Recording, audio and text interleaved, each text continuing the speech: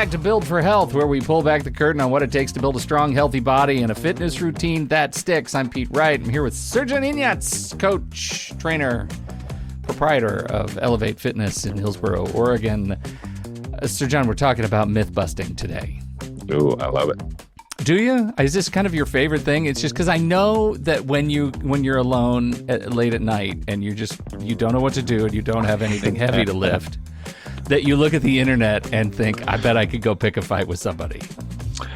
Oh yeah, I picked up with quite a few guys, not on purpose. I just challenge them. I ask the questions and they don't like, so they just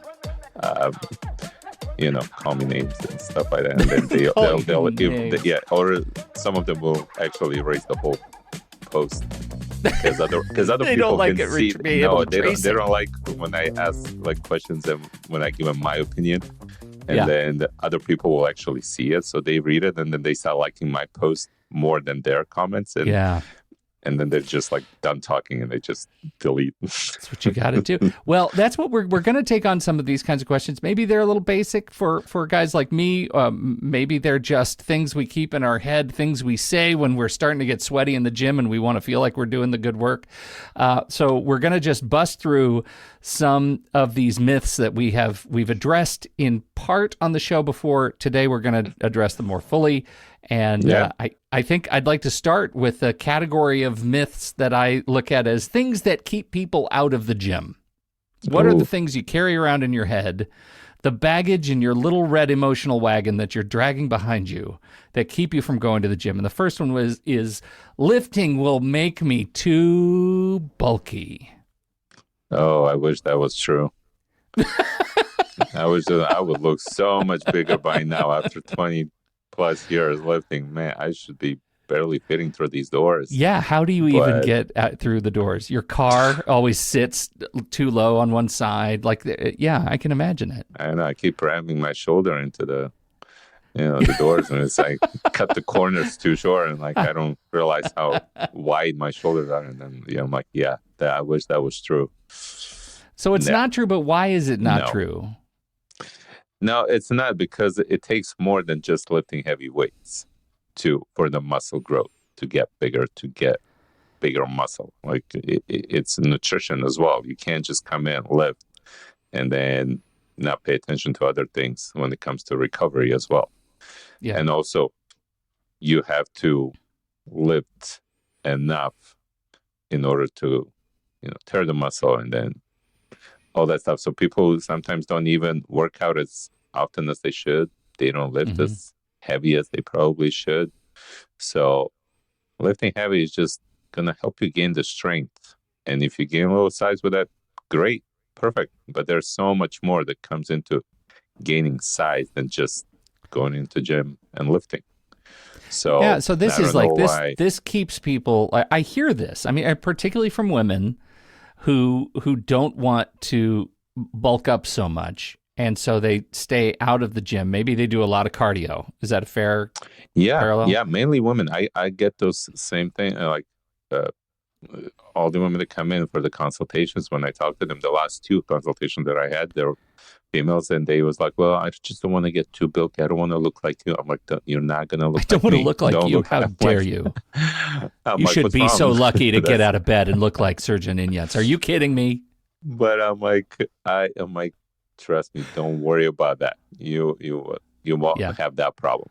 It would be great if you had that problem, but you're not going to have that problem. So I have to explain to them all the stuff, all the effort, everything that, you have to do that comes in when it comes to building the size and what they think. Well, how do you counter the other part of that argument, which is why it is actually really important for women to lift heavier things? Well, the thing is, like, the heavier lift, you want to gain the strength. You want to strengthen the bones as well. You do want to gain muscle mass because, like we said, the muscle is the body's medicine. It regulates everything. It's the amino acids that muscles possess, and the stuff that you have to eat, like the protein intake and things like that. Like, they're all terrified of those things. And I have to explain the way the body works. and what the role of the muscle is in body and how it's going to help him as they age as well, because everything starts declining. So why wouldn't you work on actually building more muscle, something that you're going to be losing year after year? Right. So, and it's going to keep you functional and healthy. And so it's not just about the looks, that's why they get scared when they talk about muscle. They think it's just, looking big. Yeah. But they kind of forget all the other important parts of the muscle mass and what comes with it. Yeah. Well, maybe this one is related. It certainly means a little something to yours truly. Myth number 2, you're too old to start lifting. You're never too old. You get old when you stop. That's when you start getting old, when you stop lifting, because everything declines, and then you will start not just getting old, but you're going to start feeling old. Your joints, your muscle mass, your strength is going to go down, everything. But then, yeah, I do get those people that are like, oh, I'm too old for that. I'm like, no, you're not. No one's too old for anything. Yeah. I'm like, that's so, I feel like people use that more as an excuse. I'm too old for that. I'll just do something else. It's like, oh, that's not for me. Maybe when I was younger. I was like, no, now that you're older, actually, you need it more than when you were younger. Now you need actually, so you can be mobile, so you can be healthier, live longer, everything. So you actually need it more now, and you're never too old. And people then realize after, when we start training, after like month, 2, 3, 4 months in a year, then they see in how much of a better shape they are. And they're like, wow, I'm glad I did start. So the sooner you start, the better. Don't even think like, I'll wait for the right time or tomorrow, next week. Like, the right time was yesterday. That's what I would say. So right away, just start doing something and slowly build that habit and work into your schedule and all that stuff. And I know people are all busy, but you're never too old. Leading into myth number 3, and this one is just like, I don't know, we use this way too much as a tropey saying. This is no pain, no gain. And I put this on the list, even though I know it's a trope. But I want to just talk about the role of soreness in actually getting healthier. Because when I was growing up, my gym teacher would say no pain, no gain, but I think he used it as an excuse to haze students and be just mean. I don't think that's what we're talking about. So what are we referring to with no pain, no gain? Is that a thing you think about, just generally hurting? Well, not hurting. I say that so that I can actually push him. So I push him harder. Yeah. Because everyone likes to be comfortable. When you're uncomfortable, that's when you feel like you're in pain. Your whole body feels like you're in pain. You can barely breathe. You can barely move, and then that soreness that you feel, it hurts and all that stuff. And that's what you want. Because I always say, your body's not going to change unless you give it a reason to change. Yeah. So if you're always in the comfort zone, you're not going to get anything. So that's why I'm like, no pain, no gain. You're not going to gain anything. The strength, the size, everything comes. It's a response to stress that you put on your body. So push it, push those limits, feel the pain, feel the burn, when you burn out your muscles, when, you do drop set or superset and you can barely move, you feel the muscle burn. Those are the ones that we talk about, that pain. So it's not literally pain, you don't want to be in pain and, get injured, but you want to push those limits. You want to push past that comfort zone. That's what we mean when we say no pain, no gain. Because, when I feel sore next morning, I love that feeling. That means now my muscle is in the recovery phase. And now I need to do the right thing and eat the right food and get the right nutrients and recover perfectly so I can come back next week and go even harder and be stronger and grow. So, but it doesn't mean that if you're not sore, that you did not do well or you did not good. You're not always going to be that much in pain all the time and that soreness, because it's impossible. Sometimes, after all these years, I'm not always sore, but that doesn't mean that you didn't break down the muscle, that you didn't do a good workout. So, sometimes I feel like I'm okay, but then I grab the weight and I try to do again, and I'm like, oh, actually, I feel it. It's still a little bit sore. I can still feel soreness. So it's still, you did good. It's still in the recovery phase. So if you're sore, don't work on that muscle. I always say, let it recover and then go again. But yeah, no pain, no gain. So how does this one relate to you need to confuse your muscles? Do you need to always be confusing your muscles? Are you always in a dance of confusing your muscles? That's what people say, confuse the muscle if they hit that flat plateau, because we're so used to the same routine over and over and over again. And sometimes breaking that routine will help with even soreness, because people don't start, feeling the same way. They're not sore anymore. And they're always lifting the same weight, the same order of exercises, everything. So that's why we're like, shock the muscle, confuse the muscle, do something else, something that you're not used to. The exercise that you did at the beginning, now do it at the end. Do the drop set, do supersets, something that will throw off that, routine that you had for weeks, maybe months. People stick to their routine for too long. And then you're actually, the body will respond to that. And then you'll be like, oh my God, now I'm actually sore because you did something different. The muscle from a different angle. Usually when you start the exercise, the workout, you're stronger. So you're pushing more weight, probably going with the lower reps and, maybe the exercise they do at the end when you're more fatigued and you can't push more, a lot of weight, you do that one first next time, and then you give everything you got. So that's why we always say confuse the muscle. Make sure you decide. Now, it doesn't mean you have to do every single workout every day when you go in and every week.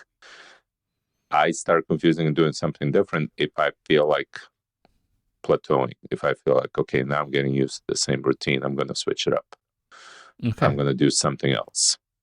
I'm like, if something worked out, like yesterday, I had a really good workout and I feel really sore. I'm going to do next time the same workout. Okay. And see how I feel, if I feel the same soreness. If I do, I'll stick with it a little bit. And then I'll until you get to a point where it feels... Until I feel like, okay, now I'm used to it. And it's almost like psychological, like your body, you almost feel like your body knows what's coming next and you're ready for that movement. And so you don't really feel like you're getting much out of it. So I'll switch it up. Yeah.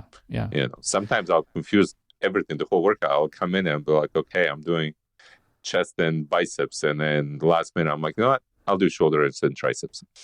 Yeah. So you keep your muscles guessing until the last. You tell your muscles, we're going to do shoulders today, but then you get there and you don't do shoulders. Yeah, I'll trick myself too. Even my mind, my own mind is guessing. Like, I'm like, we're doing this, and I'm like, nope, we're switching it up. Right. And see, for me, it's like, I'm going to come in and do core. Nope, we're eating pancakes. That's what we're doing. Confused? I'm always dancing. All right. You're definitely confused. So there's another one we've talked about before, which I think relates. And it's interesting because we just did the programming. We talked about training programming 101 just last week, and we've already gotten some questions. And one of them, I think, relates to this, which is lightweight, high reps for toning, heavyweight, low reps for size. So when you're talking about aesthetics, when I look at this, I think it is much more, it's got to be more complicated to this, because sometimes for aesthetics, that means you have to address size, right? Well, yeah, for aesthetics, I mean, you're more, if you're going for that more athletic look, then the workouts is going to be a little bit different than from like a bodybuilder who just wants bigger size and muscle. So the whole workout's going to be different. The sets, the reps, even the type of exercises, and then the aesthetics is going to be do more plyometrics as well and things like that. So which goes into this first part, lightweight, higher reps for toning. None of the question in this myth addresses strength and endurance of the muscle. Yeah, because we explained the last time the reps, how they work. When you go low reps, you work more on the strength, and then when you're in the middle, it's hypertrophy, and then when you go 15 into 20 reps, then you're kind of working on the endurance of the muscle, right? So depending what your goal is, you're gonna like. I like to have all three. I want to have endurance. I want to have some size, and of course, I want to have the strength. Mm-hmm. So I'll try to incorporate all those three into my workout. All right. More training is always better. Train as often as you can. Now, like I said, I'm not going to work on the muscles that are already sore, because the recovery phase is also very important. It's not just when you come in, because you don't grow at the gym when you're lifting weights. You're still the same. You're going to come out looking the same. You just feel like you're bigger because you got the pump, you got the blood flow in, That's why I see all these people flexing in the mirror and all that stuff. I'm like, you're still the same. You didn't grow. It's just a pump. It's going to go away. I know it looks good. You feel good, but give it 24 hours and it's going to go down. But that's why you pretty much, you're damaging the muscles here. You're breaking it down. And then you need to take proper time to recover. So recovery phase, for me, sometimes even more important than just going to the gym and lifting weights. Yeah. Right. So we say the minimum 3 times a week, and that's always been like that. The minimum, if you want to see any kind of results, right? Okay. And if you can come in 4 or 5, that would be great. Some of the more advanced people will go 6 times a week, but they have a different split, on what muscle groups they work out and stuff like that. Those are the more advanced people when they go 6 times a week. But my split is like 4 times, sometimes 5 times. It depends on my schedule. So sometimes I'll be able to get 4 workouts a week, sometimes 5. Okay, a little bit more rapid fire. Machines are inferior to free weights. Myth or truth? No, they all have their advantages, disadvantages. They're both important. So it's not like one is better than the other one. It depends what you're looking for, right? The machines are made for isolation, right? If you have a chest press or back pull down, like whatever machine, that machine is made for that particular muscle group that you're working on. And you sit on that machine, you shut off your core, everything, and you isolate that muscle group that you're working on. So it's great for isolation. It's great for gaining strength on just that one muscle and try to maybe get size and everything. But then free weights are also amazing because now you're including the core, the stabilizer muscle, everything else. So they're important as well because, like we said, the core, the strength of the core is very important. So they work different things, and you should definitely do them both. I don't think you should just focus on one and ignore the other one, because they both kind of work with each other, and they're equally important. Sweat means you're burning more calories. No, that's not true. I have some people that sweat so much. I mean, I sweat a lot. I sweat from, training you. We're working out. Sometimes I feel like I'm sweating more than you, and I'm not even. So there's no way that I'm at that moment burning more calories than you are. Yeah. So well, that's a relief just to hear you say that out loud.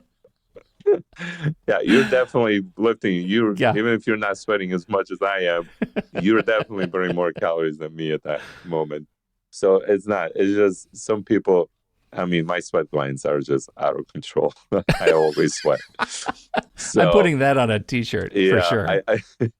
But I do have a lot of clients. They don't. It's hard for them to sweat. So I like that. Like I see that as a challenge. I'm like, I'll accept the challenge. I'm gonna push you till you sweat. I love it. And then so that's not true. That people think that because they want to, like, if you don't do cardio or do this, and like you have to sweat. If you didn't sweat, you didn't work out hard enough and stuff. That's not true. If you miss a week, you'll lose all your progress.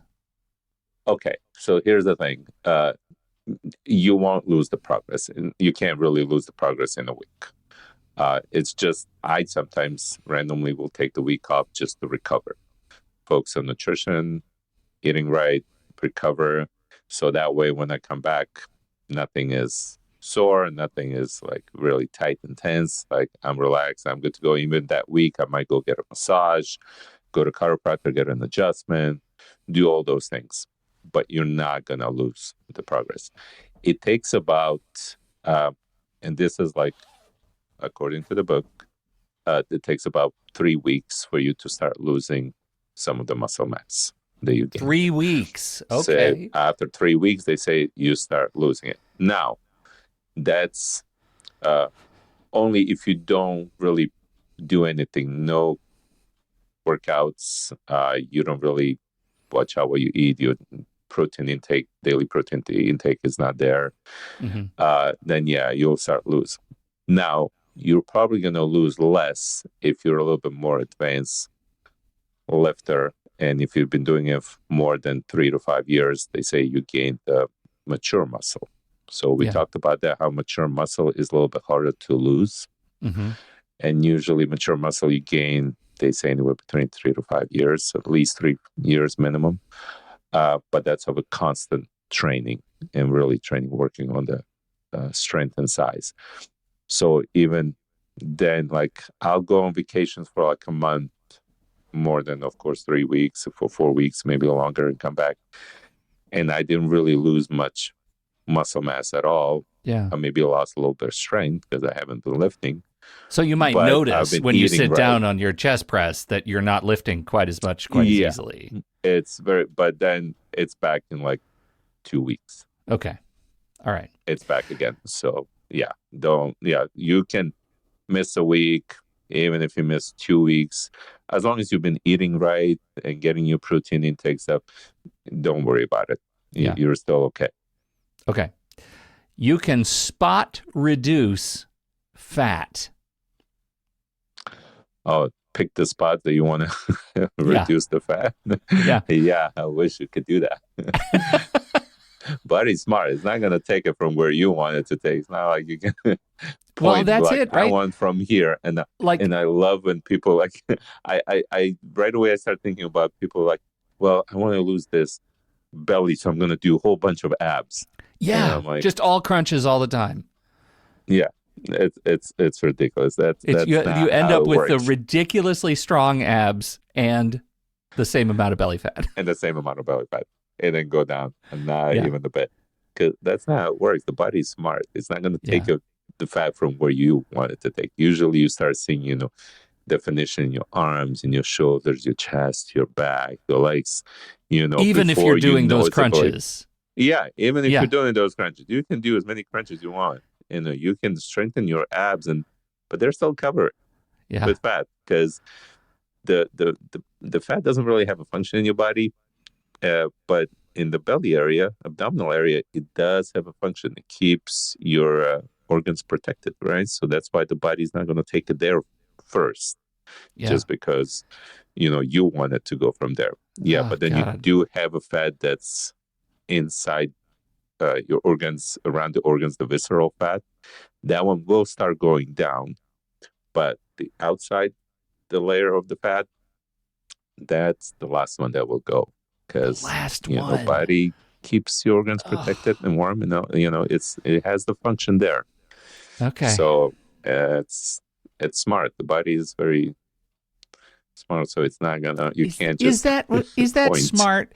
Honestly, I think I would classify a body that would listen to my intention as smart. This is the dumbest of the body. Work with you, right? Yeah, just work with me. Right now, it's just an antagonist. All right. Last question. This is it, and then we're gonna bust out of here. You need supplements to build muscle. Ain't no gain without a little bit of supplemental help. No, it's not completely true. The supplements will help, definitely will help, because, for example, if you just take a simple stuff like protein, protein shake, you'll get some of the extra protein in that you probably won't if you didn't drink one, because maybe you're not meeting your daily protein intake. So that will help. Plus, it helps if you drink the protein right after your workout. And all the supplements are more convenience. Like it's that protein shake, it's there because you can just mix it really quick and drink it. Nobody's, having a chicken breast in their pocket. So after they can just eat some chicken. And so it will help, but that doesn't mean that you necessarily need it. A lot of times here at the gym, like after my workout, I don't drink the protein shake. I have time, so I eat the right food. I'll make myself a meal, and I might drink protein shake later. I might not. I might have another meal.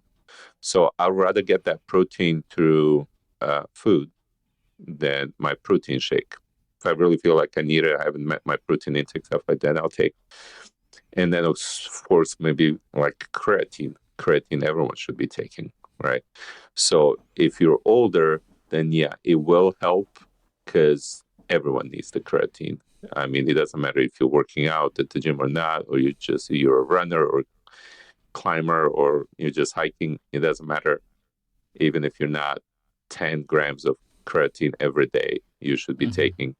If you're younger, your body still produces enough creatine. It will help a little bit, but you don't have to. You don't need that in order to grow. You can still grow if you just do everything right. Just the supplements, they do add a little bit and they do help. But they're like the garnish on the meal. They're like they're assistive. They're parsley. That's why I said you can get everything through food and try to get it through food. If not, even like protein bars, like I won't eat them unless I really need to and I have nothing else and I'm really busy and I can't get to the food and I can't make myself a meal or whatever. I'll have the protein bar or protein shake. But if I can get through food, that's how I'm going to get my stuff. That you got to do it, and it's way better for you, way healthier. So, all right. I hear you. For crying out loud, man. I hear you. Yeah. So, thank you, everybody, for hanging out, and thank you for sending those questions in. That we're going to start answering these questions next week. It's nice to have a little bit of routine. We're back from our respective breaks and injuries and travel and holidays. Yeah, and, I've been sick. Yeah, it's been a couple of weeks, but we're here. Questions. Just look at the show notes, swipe up in the show notes, tap the link that says you want to submit a question for the coach, and we'll get you answered in a coming week. We look forward to it. On behalf of Srdjan Inyats, I'm Pete Wright. I'll see you right back here next week on Build for Health.